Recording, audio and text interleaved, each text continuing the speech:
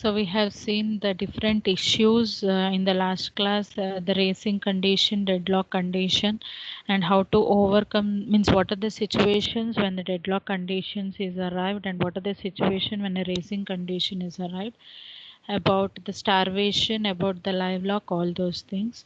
So these were the issues. So how to handle those issues we haven't seen there. We have seen just how the issues will be occurring, all those things. What will happen when an issue occurs, all those things we have seen. So now we are going to see how this process or the multi-process or a multitask operation will be taking place whenever there is a shared memory concept or a shared variable concept or a shared resource concept.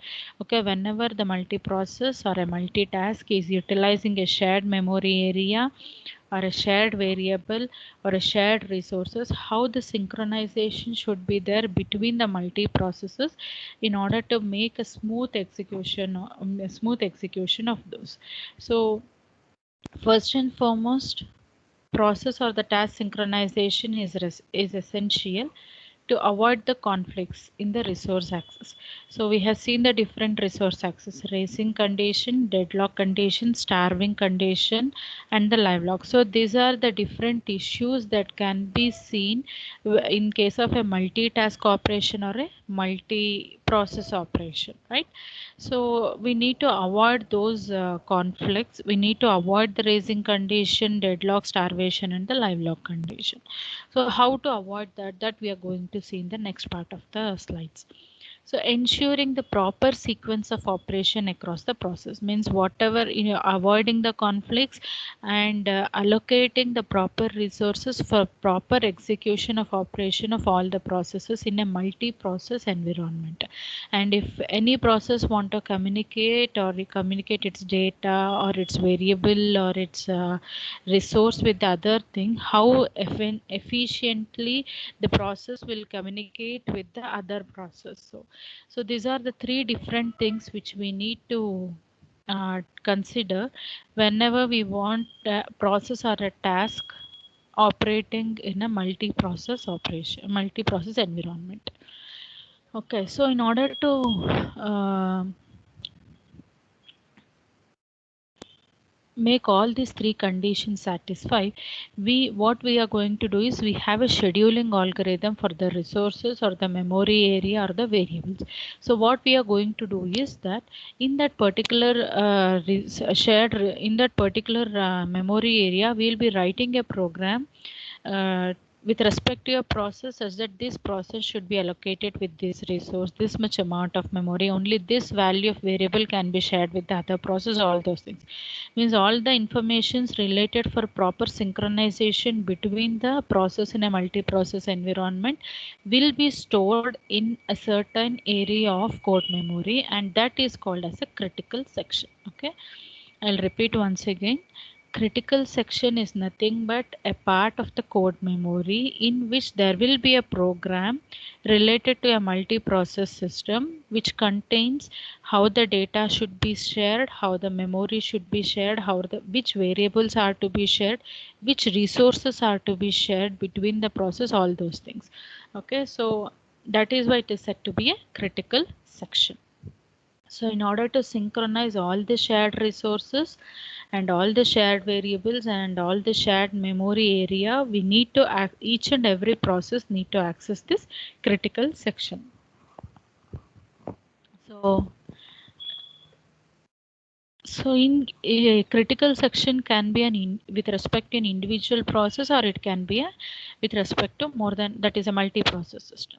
So if it is an individual process system, whenever a particular process has been created, a critical section will be created for that. Okay, if I'm creating a process here, okay, then there will be a critical section code area which contains the program about the data which has to be shared to this process, about the resources which has to be shared to this process, all those things, if it is an individual system. Suppose if I have more than one process, so suppose if it is a multi-process system which I have here, that multi-process system will be sharing the same set of the multi-process system will be sharing the same set of code memory area, which will be having the information about which resources has to be shared between these three different processes. You have process 1, process 2 and process 3. Which resources has to be shared between these processes, which data has to be communicated, what kind of memory area has to be allocated, whether same memory area can be allocated or different memory area should be allocated. All those things, the information related to this will be stored in this particular code area, and that is called as critical section. Okay, this is called as critical section. So let me consider an example here now. So suppose let me consider if we have two process, process A and process B. Okay, so let me write here itself. I'll erase one process here. Okay, so now I'm having process A and process B. So let me consider this is process A and this I have process B. Next I have the operating system. Okay, the operating system will be scheduling the algorithm for execution of this process depending upon the resources which are available by this critical section. Okay.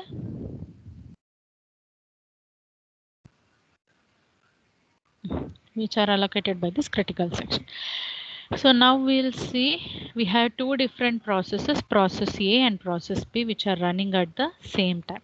So process, whatever the information related to the resources related to the area with respect to each and every process in a multi-process environment, it should go to the critical section and it should get the information. So the process A will be executed first by the operating system. Okay, each and every operating system will be having a scheduling algorithm. So this scheduling algorithm we have seen, right? We have seen the three different scheduling algorithm: round robin, SJF, priority based scheduling algorithm. So all these scheduling algorithm will be means different types of scheduling algorithms are supported by different process execution. So any one of those algorithm will be selected by the operating system, and accordingly the execution of this process will be taking place.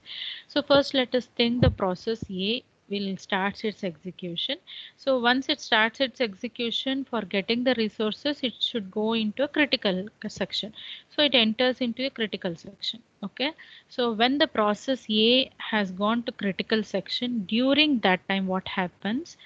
Before the process A completes its operation, before the process A gets the complete data about the resources, about the shared memory, all those things, this operating system, what it will do, it will stop the execution of process A and process B will be entering the critical system.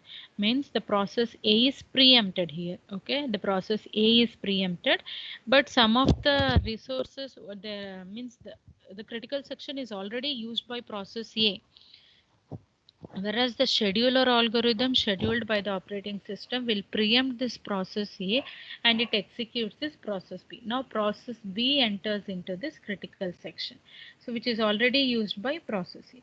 So now if process B continues its execution and get the information about the resources from the critical section which is already used by process A, then the result is nothing but this process A is not ready to release the resources and this process B is asking for the resources from process A, whereas this process A is preempted by the operating system. It is nothing but that particular resource cannot be used by process A as well, that cannot be used by process B as well. So what do you call this condition? This condition is called as race around condition, right? This we had already explained. So how to overcome this race around condition? What we need to do whenever a situation of this such kind occurs here? So there should be mutual exclusion policy. Mutual exclusion policy in the sense, ಈಗ ಈ particular process execute ಆಗ್ತಾ ಇದೆ ಅಂದರೆ the other process which are in the multi process communication or multi process environment, there should be a notification given to all the other process that this particular resource right now it is used by process A.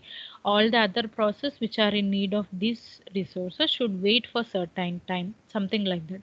Okay, so that policy is called as mutual exclusion policy, which should be given. Then that mutual exclusion policy should be given by this critical section itself, because that will be having the information about which process it is particularly it is accessing.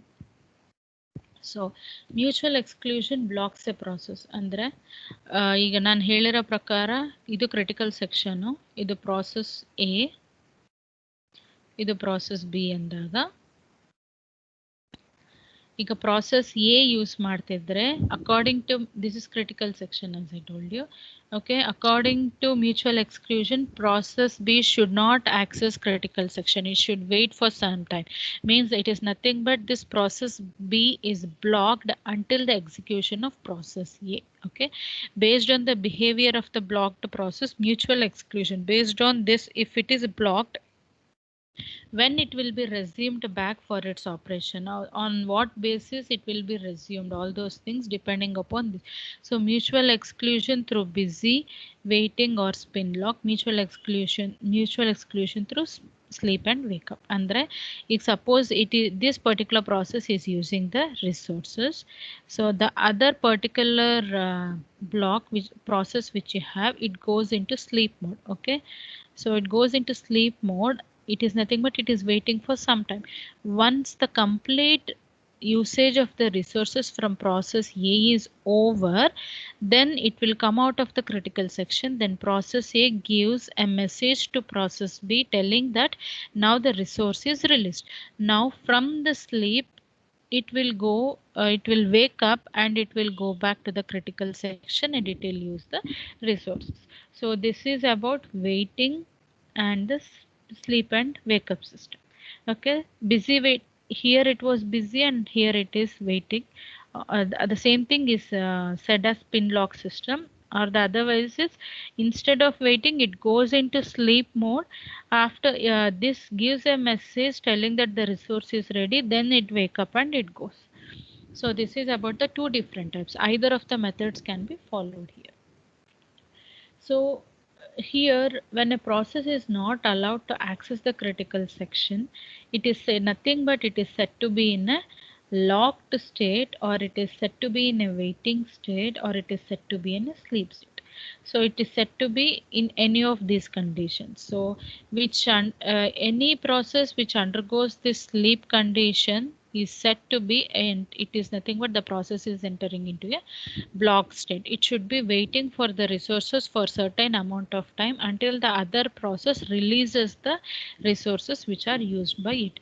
So let me write the same thing here. ಈಗ ಇಲ್ಲಿ process A ಇದೆ, ಇಲ್ಲಿ process B ಇದೆ. The same thing which I had explained you here, right? This one, the same thing, the same example is applicable here.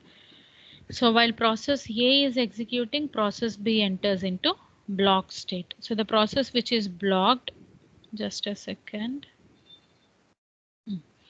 The process which is blocked, or which is in the waiting state, or which is in the sleep state, is awakened by the process currently which is executing.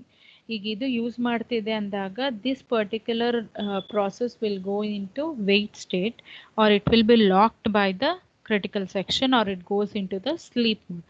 So once the resources has been completely utilized by process A, this process B, this process A gives a message to process B. Means there will be a communication between the currently executing process to the other process which is in the waiting stage, and that notification is called as a wake up message, which makes the particular process to start its execution or to access the critical section and to get the availability of the resources.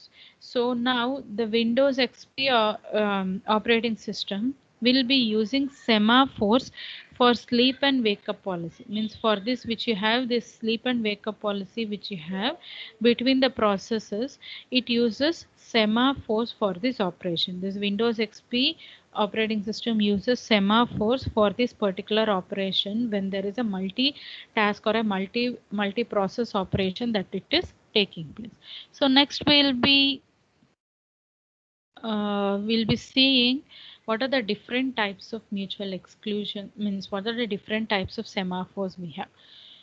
Okay, so semaphores are nothing but, just now you need to understand that semaphores are nothing but the sleep and wake up policies which are governed by the operating system of the Windows XP. Okay, so next we'll see what do you mean by semaphores and what are the different types of semaphores, all those things. So semaphores, it follows the sleep and wake up policy, means whichever the process which is waiting for the resource or which is waiting for accessing the critical section will go for waiting stage or the sleep stage. Once the other process which is using the critical section, it completes its execution, it comes back or gives a message to the sleeping process, called as wake up message, and it wake up message. So this process is called as semaphore. Okay, so there are various ways in which the process can use the semaphores. So one practical example which I need to say is, suppose if you have a display system in an embedded system. So this display system is nothing but an output window where the end user can see whatever it is happening according to the input. He'll be getting the output which is displayed on the board. So this display section will be used by many of the components in an embedded system. In such a case, whenever you have more components which need to use this particular hardware device, that is display device, then it use this semaphores in order to use the particular display device of display device of an embedded system in an efficient way. Or else, one more example is the hard disk. Hard disk is the secondary storage memory which you'll be knowing. So if you have more number of amount of data which is stored, that is shared by many of the resources, then using semaphores you can access the data which is stored in the hard disk by a multiple process system. So next we have two different types of semaphores. One is called as binary semaphore and the other one is called as counting semaphore. So semaphores andre artha aitala, semaphores andre it is the way used by the operating system for efficient utilization of the different resources which are in the cortex section by the particular operating system. So you have two different types of semaphores. You have binary semaphores and counting semaphores. So binary semaphores, it will be providing you the access to the different shared resources or the different shared memory area or the different shared variables which are allocated or used by a particular single process at a time.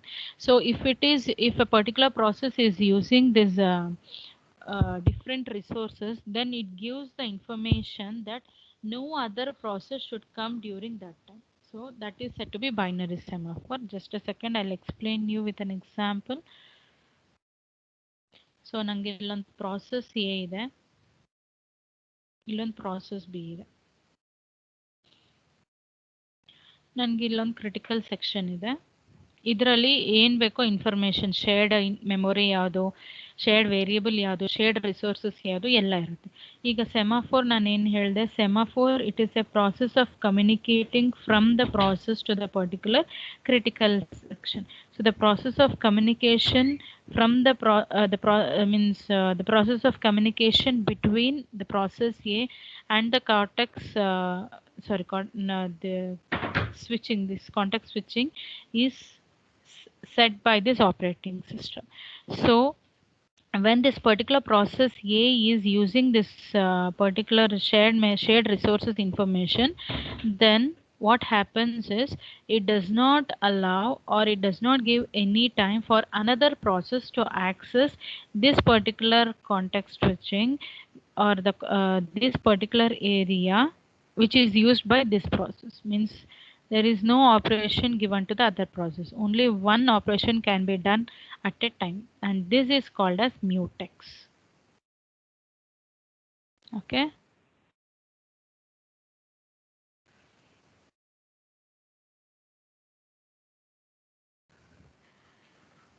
So this is called as mutex. So by defining a mutex as a binary semaphore, I can access process A with the context switching here, context resource here. Okay. So next you have counting semaphores. So counting semaphores in the sense, just a second, I'll erase this. Even this also, this will also be having the complete information. I'll write it here so that you can understand. So here in the shared resource, I'll be having some 5 resources. Okay, this 5 resources, it should be shared with process A and process B. Okay, now what happens is whenever a process is accessing this context section, so there will be a counting semaphore will be initiated with respect to process A, and whenever process B wants to access, and there will be a counting semaphore which will be initiated when the process B is accessing this part. So each and every counting semaphore will be having a counter which will be starting counting from its initial value. So ಈಗ suppose ಒಂದು printer ಅಂತ ಒಂದು option ಇದೆ ಅಂತ ತಿಳ್ಕೊಳ್ಳಿ. ಈ process ಏನಾದರೂ printer ರಿಸೋರ್ಸ್ನ use ಮಾಡಬೇಕು ಅಂದರೆ ಈ ಅದು ಒಂದು ಕಂಡೀಷನ್ ಇರುತ್ತೆ ಕೌಂಟಿಂಗ್ ಸೆಮಾಫೋರ್ ಅಲ್ಲಿ. ಈ ಪ್ರಿಂಟರು ಈ ಪ್ರಾಸೆಸ್ ಇಂದ ಬರೀ 5 ಸತಿ ಮಾತ್ರ ಯೂಸ್ ಮಾಡ್ಕೋಬಹುದು ಅಂತ. ಸೊ ಅದು ಈ ಪರ್ಟಿಕ್ಯುಲರ್ ರಿಸೋರ್ಸಿಗೆ 5 ಸತಿ ಮಾತ್ರನೇ ಆ ಪರ್ಟಿಕ್ಯುಲರ್ ರಿಸೋರ್ಸ್ನ ಅಲೋಕೇಟ್ ಮಾಡುತ್ತೆ. 5 ಸತಿ ಮೇಲೆ ಅದು ಅಲೋಕೇಟ್ ಮಾಡೋದಿಲ್ಲ. It will once that process of counting will be done by the counting semaphore from 0 to 5, that is initial value is 0. Once if it uses the printer, the count will be increased by 1. Again if it uses 2, 3, 4, 5. Once it increases to the maximum value, that particular resource will not be allocated again to the process. So this is how the counting semaphores will come into picture. So there will be some maximum value which is set by the operating system, and this counting semaphores maintain the count value between the initial value 0 to the maximum value here. If the maximum, it limits the usage of the resources to the maximum value to the count supported by it. So this is the difference between the counting semaphore and the binary semaphore. So here there is no limit of using of the different resources by the processes, but here there is a limit with respect to the different resources which are used by the process here. So the same thing has been given here. Okay, the counting semaphores will be having a value from 0 to the maximum value. Whenever the maximum value is reached by the particular process, then there won't be any resources allocated. Means that particular resource will not be allocated by this semaphore for that process. So whenever the counting of the semaphore has been started, so then whenever the particular process is using the resources through semaphores, then the semaphore object will be created and it is set to signaled when it uses a particular resource. ಅಂದ್ರೆ ಈಗ value initial ಆಗಿ 0 ಇತ್ತು, ಅದು use ಮಾಡಿದ ತಕ್ಷಣ 1 ಆಯಿತು.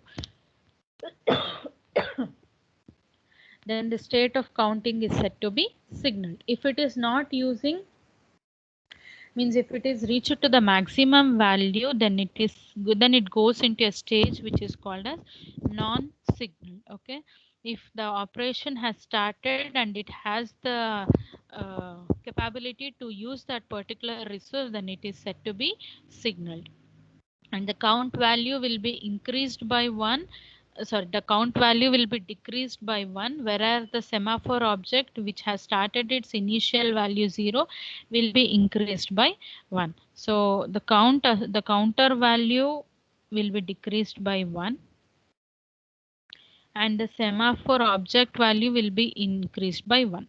So if it reaches to the maximum value, then it enters into non-signaled stage.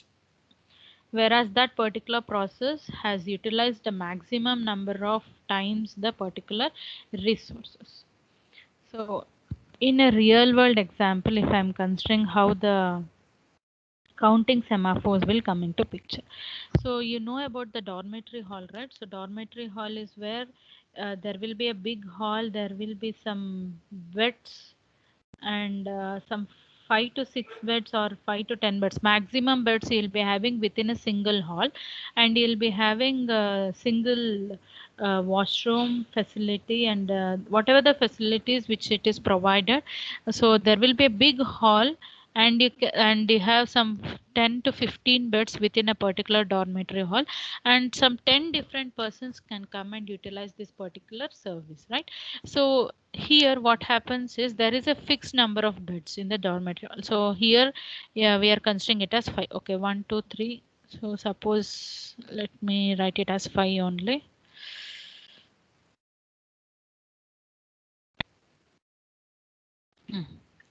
Suppose if I only 5 beds, means maximum 5 persons can use it, right? Okay, so I am considering this as a resource, and the person who is coming, I'm considering him as a process. Okay, so what happens is if a person wants to avail the dormitory facility, he should contact the caretaker for checking the availability. Now the person will ask the semaphore to access this particular resource. Okay, so now what happens, it will check the availability of the beds. The semaphore, the caretaker will check the availability of the bed. It is nothing but the semaphore will check whether any resource is left empty. If it is left empty, then this process will be given access to use this particular resource. Means it is nothing but one person will come and occupy the particular bed. Okay, he can use the different facilities given by this particular section, like TV, telephone, toilets, all those things, which is common for all the other process as well. Similarly, if this process is using this particular resource, he can use the other facilities of this context switching as well. That is what it means. Okay, so now once everything is booked, once all the beds has been booked, then the caretaker, what he will say, that all the, so if some other person will come and ask if any beds are free, then he'll tell you need to wait for some time. If some other if other person will go out, then there will be a vacancy, then you can come and fill up that. In the similar way, if all the resources are used by the process, then the semaphore will, what are the new process that is coming, that will be given information given from the semaphore to the process, that you need to go for a sleep stage or a wait stage, such that if any of the process will leave any resource or will complete its execution, then you will be allocated with this particular resource.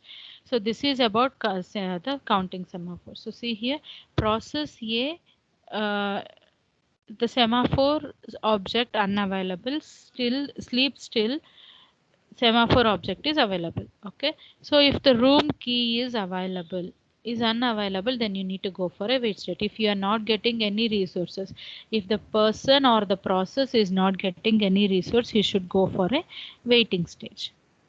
So if it is available, if the resource is available, if the semaphore object is available, then you can take the availability of the resources, it can start its execution. That is, in other words, the key is available and the person can use its bed for resting. So suppose if this is one case, or else whenever the process comes or whenever the person comes, if the resources are available, then directly the resource will be allocated.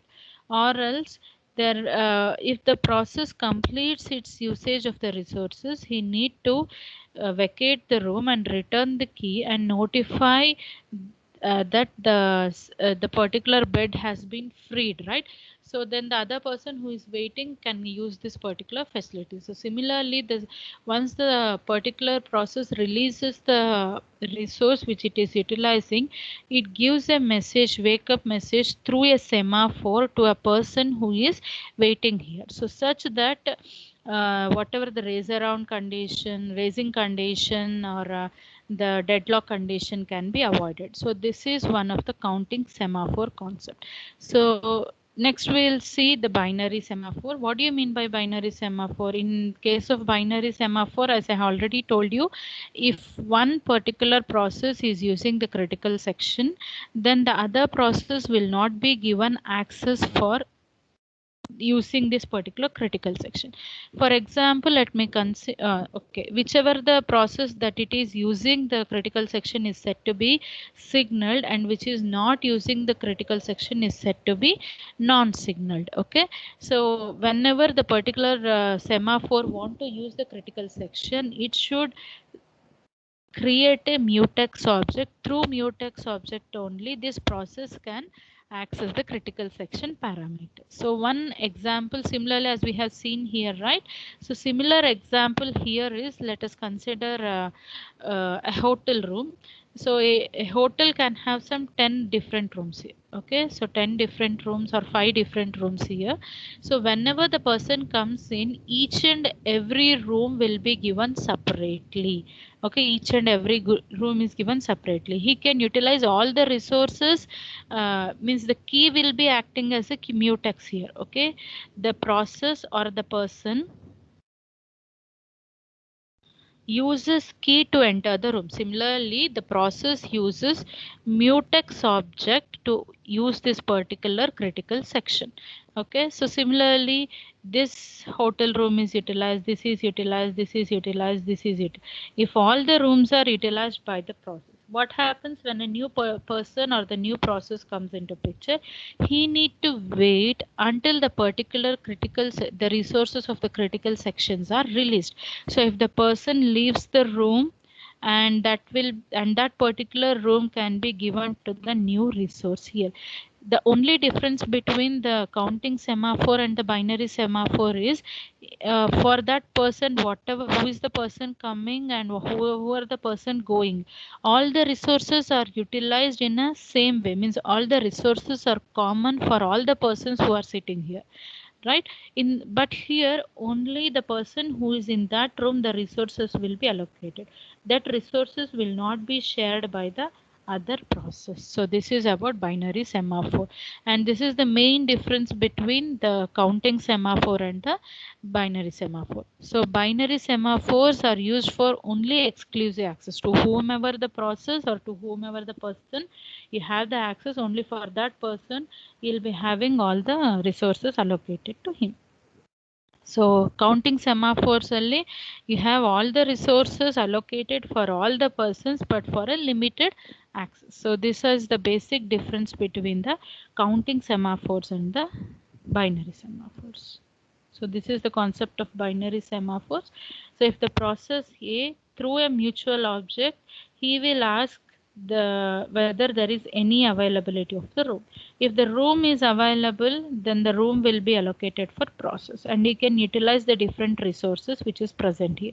So suppose if the room is not available, then he need to go into sleep stage, or he need to wait until he needs to get the room. So once he gets the room, he'll use all the things.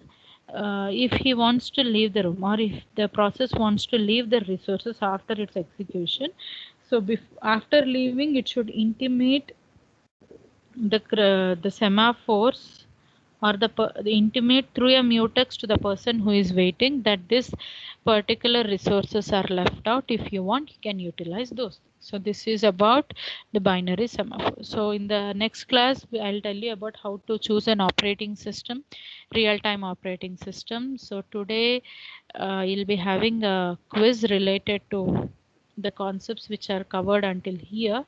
Just a second, I'll drop the